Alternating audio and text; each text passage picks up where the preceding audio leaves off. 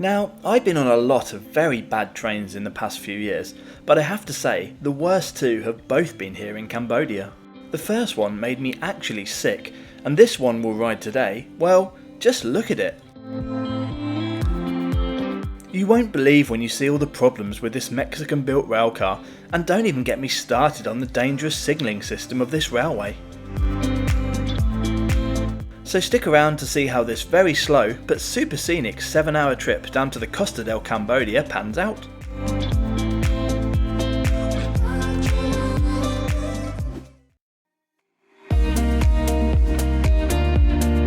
Welcome to Phnom Penh. The Cambodian capital is home to around 2.4 million people. I've been here 4 times now and I actually really like it. It's a beautiful city.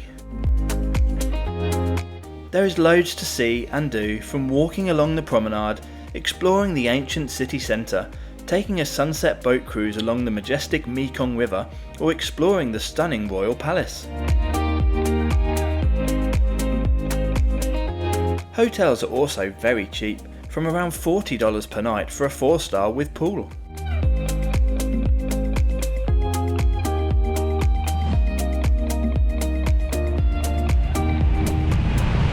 Fast forward to the next morning and I've jumped in the back of a bike and trailer thing to head the couple of kilometres from my hotel to the station.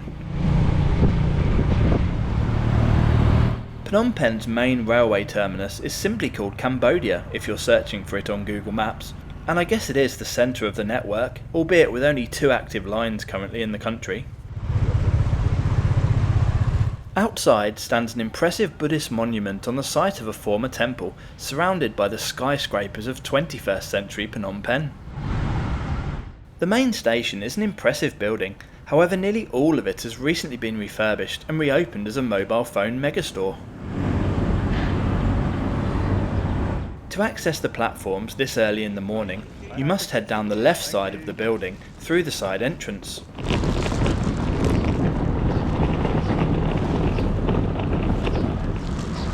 There is a small staff ticket office within the phone shop, but you can also buy online, which I will show you how to do shortly.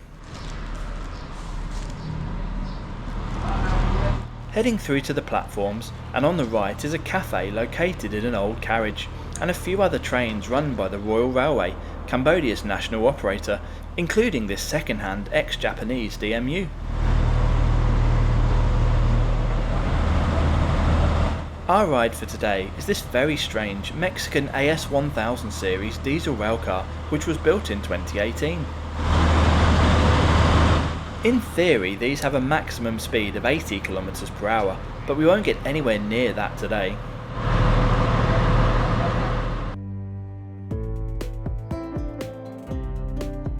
The route will see us depart Phnom Penh and head south and then west, making 3 intermediate stops en route to Cambodia's 3rd largest city of Sihanoukville, located on the Gulf of Thailand coast. Boarding is not level, with the train super high off the ground. I can honestly say that this is the first time I've boarded a train with a mobile stepladder.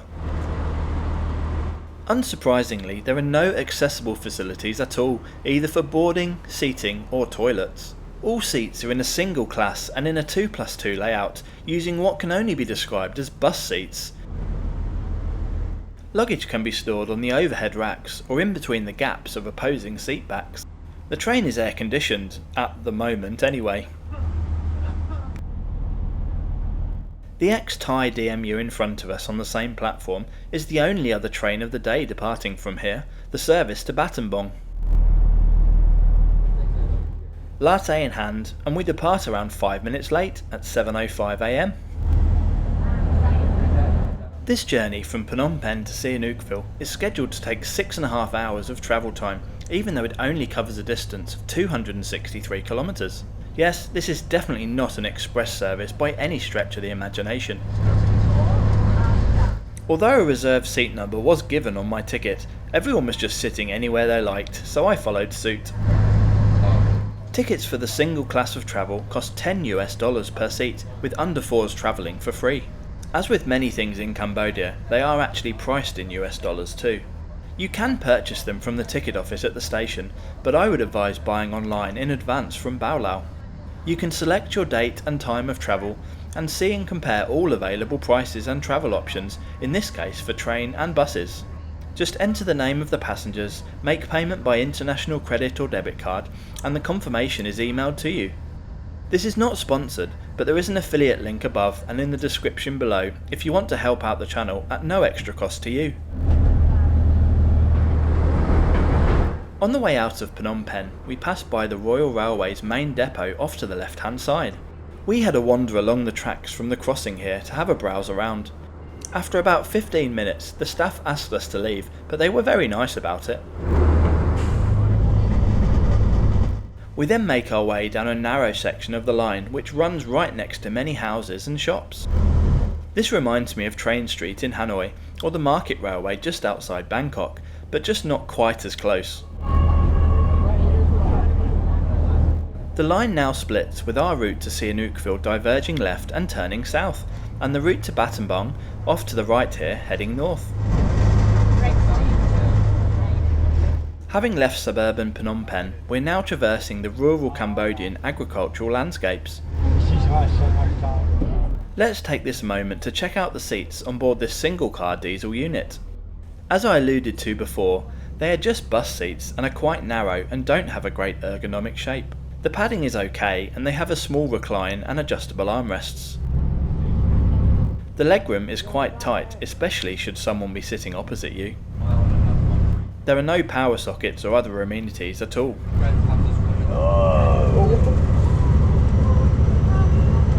At this time, the first of the major issues of this trip raises its ugly head. The air conditioning has started to leak through the ceiling and is dripping down onto the luggage racks and some of the seats below.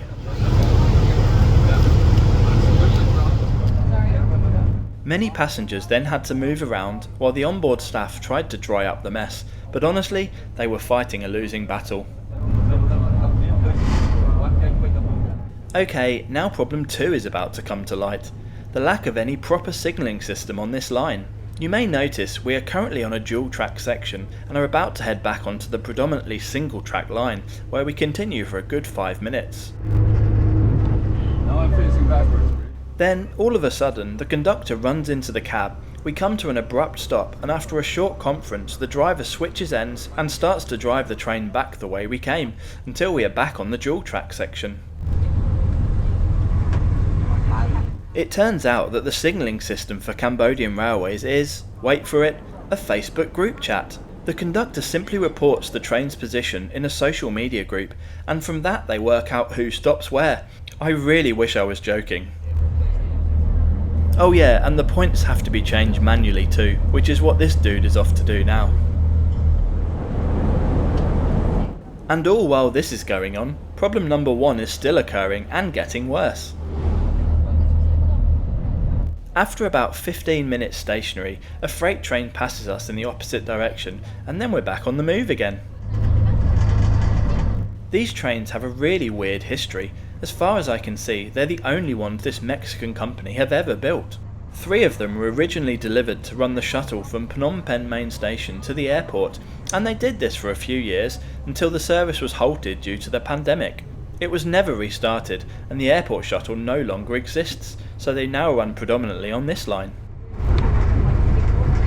Right, with the air conditioning now basically dead, it's getting very hot in here. Which also brings me on to the next problem. Unfortunately, the only toilet on board was right next to where I was sat, and when it started to warm up, the smell was horrific. The door is held closed by a rolled up bin liner, and the tiny cubicle is very cramped. Luckily, the door does lock from the inside. The tap didn't work, but there was a spray bottle of water available, along with some soap.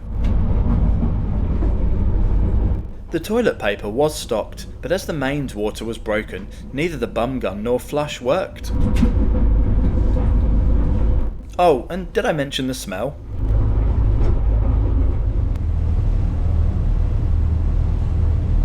We are now pulling into our first stop today at Akker.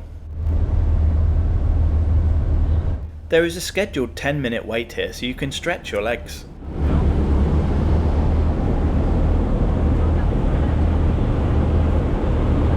We alight down the train's inbuilt, manually operated steps. Now let's take a moment to admire how ridiculous this train truly is.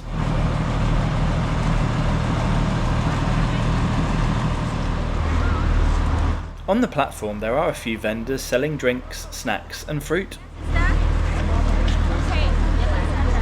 I grabbed a bottle of water and 3 vegetable bhajis. I decided to give the quail's eggs a miss.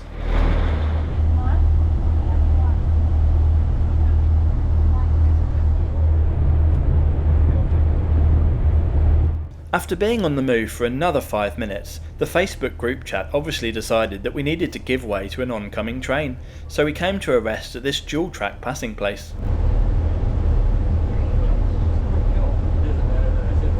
The man then tootled off again to change the points, and 10 minutes later a long freight train passed by us heading towards Phnom Penh. Sihanoukville is Cambodia's only port, and as such all of the containerised cargo passes along this line towards the capital. If you want to see the state of the railways in neighbouring Laos, then check out my video on the subject after you've watched this one. I think you'll be pleasantly surprised. Okay, on to the final issue, the ride quality. It really is terrible, even though we spend much of the journey at between just 40 and 50 km per hour. There's bumps and knocks and swaying, and all while going at relatively low speeds. In fact, I heard something fall off the roof at one point and drop to the ground off to the side of the train. I think bits falling off may well be a common problem, as they have had quite the cosmetic change in their short lifespan.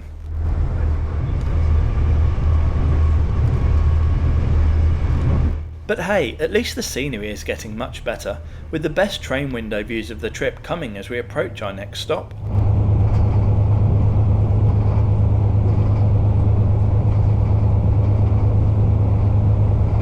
This is Kep, capital of the smallest Cambodian province and home to just 35,000 people.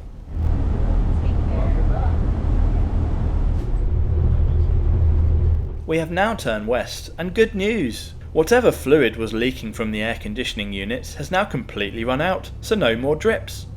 On the downside, it was around 35 degrees outside and more like 45 in here, and the toilet was warming up ever more by the minute.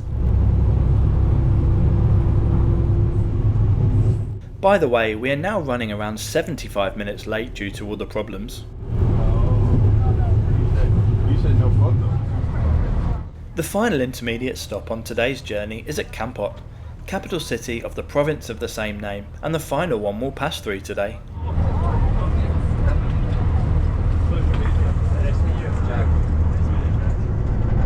Our destination, Sihanoukville, is a place that had never been on my radar to visit, and I probably wouldn't have come here if it wasn't for this train. It's a very strange place. It used to be a sleepy beach town that backpackers and locals visited for its relaxing charms. Now, it's turned into a resort city with endless concrete tower blocks filled with casinos, hotels and seedy massage parlours entirely aimed at wealthy Chinese tourists. There are also many half-built and abandoned buildings. I guess the money dried up during the pandemic. It's no wonder that it is now referred to as Sihanoukville by many. I certainly don't ever plan on coming back here. Unless they launch a new train, of course.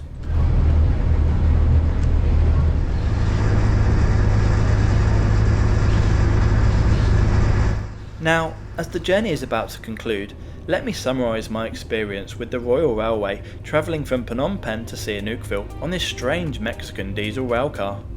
I'm not sure where to start, to be honest, so much went wrong. The ride quality is abysmal, it's super slow. The air conditioning rained on many people for more than half the trip, until it was completely broken, and then the train turned into a mobile sauna. And the Facebook group chat signalling system is just downright dangerous. It's only a matter of time before this causes a serious accident on the line. This is 100% the worst train I've ever ridden on, and probably the worst in the world. Let's just say I'm very glad this journey is soon to be over, and it will come as no shock to all of you that I do not recommend this train. If you do need to go to Sihanoukville, then literally use any other transport option available. We finally arrived just after 3 PM, around 1.5 hours late. Have you been on a train in Cambodia before? If so, which one, and how did it compare to this experience? Let me know in the comments below. I'm always open to new video ideas, so if you have something you'd like to see on the channel, then drop me a DM on Instagram, Blue Sky or Twitter. Don't forget to subscribe. Thanks for watching to the end, and I'll see you in the next video.